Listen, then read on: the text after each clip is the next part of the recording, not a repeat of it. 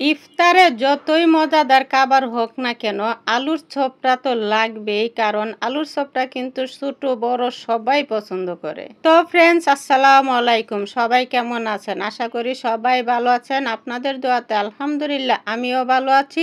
আর হ্যাঁ, সবাইকে রমজান মোবারক। আলুর চপ বানানোর জন্য আমার তো আলু অবশ্যই লাগবে। আর এইদিকে দেখেন, আমি বড় সাইজের 4টি আলু নিয়েছি। আর তারপরে এখানে আমি পানি দিয়ে দিব সিদ্ধ করার জন্য, তারপরে আমি ডেকে দিব।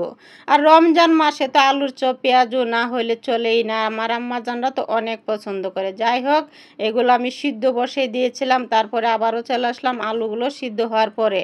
আর এইদিকে দেখেন, আলুগুলো সিদ্ধ হয়ে মাঝখান দিয়ে একদম ফেটে গেছে। তারপরে আলুগুলো আমি ছিলে নিব। আর এই যে দেখেন, আলুগুলো কিন্তু অনেক গরম, মাত্রই চুলার থেকে নামানি হয়েছে।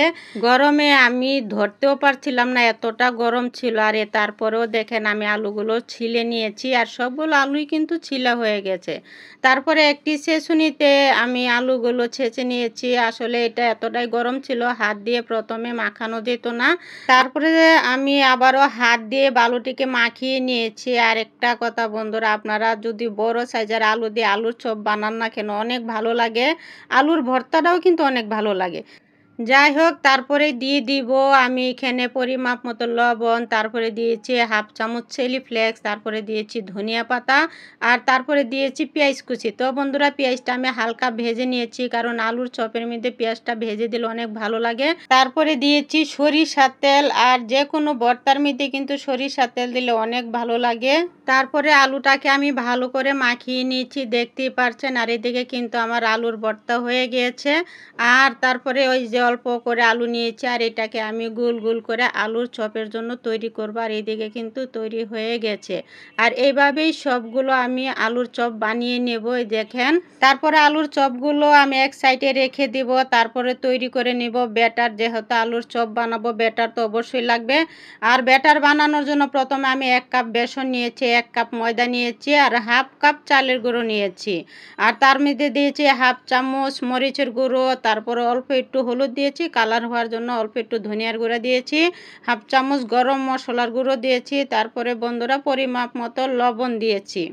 আর তারপরে দিয়েছি 1 চামচ আদা রসুন বাটা।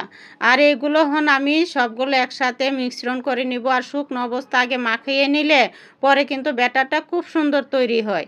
তারপরে আমি অল্প অল্প পানি দিয়ে ব্যাটারটারে তৈরি করে নিব। আর একবারে বেশি পানি দিয়ে দিলে পাতলা হয়ে যেতে পারে, এই জন্য অল্প অল্প করে মাখিয়ে নিলে ব্যাটারটা কিন্তু, তো আপনারাও চেষ্টা করবেন এভাবে অল্প অল্প পানি দিয়ে ব্যাটারটা তৈরি করে নিতে। আর অল্প অল্প পানি দিয়ে ব্যাটারটা তৈরি করলে কিন্তু খুব সুন্দর হয়। আর এদিকে দেখেন, আমার ব্যাটারটা কিন্তু তৈরি হয়ে গেছে। ঠিক এরকম হলেই হয়ে যাবে। তারপরে চলে আসলাম চুলায়, এসে যে কড়াইতে তেল দিয়েছি। আর এখানে কিন্তু যেহেতু আলুর চপ ভাজবো, একটু বেশি তেল লাগবে। আর এই যে আলুর চপগুলো বানিয়ে রেখেছিলাম, ব্যাটারের মধ্যে চুবিয়ে একটা একটা করে তেলের মধ্যে দিয়ে দিব। আর এদিকে দেখেন, সবগুলো আলুর চপই আমি তেলের মধ্যে দিয়েছি। আর এক পিঠ যখন হয়ে গেছে, তারপর আমি উল্টিয়ে দিয়েছি।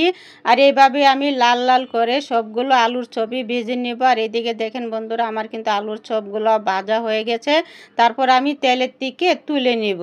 তারপরে দেখেন, একটি প্লেটে ঢেলে নিয়েছি। আর আলুর চপগুলো মাশাআল্লাহ দিলে কতটা সুন্দর হয়েছে। তো বন্ধুরা, আমার আলুর চপের ভিডিওটা কেমন হয়েছে অবশ্যই জানাবেন। আর যদি ভালো লেগে থাকে তাহলে একটি লাইক শেয়ার করে দিবেন, পেজে নতুন হলে ফলো দিয়ে দিবেন। আজকে এই পর্যন্ত, এতক্ষণ আমার ভিডিওটা দেখার জন্য অসংখ্য ধন্যবাদ। সবাই ভালো থাকবেন। আল্লাহ হাফেজ।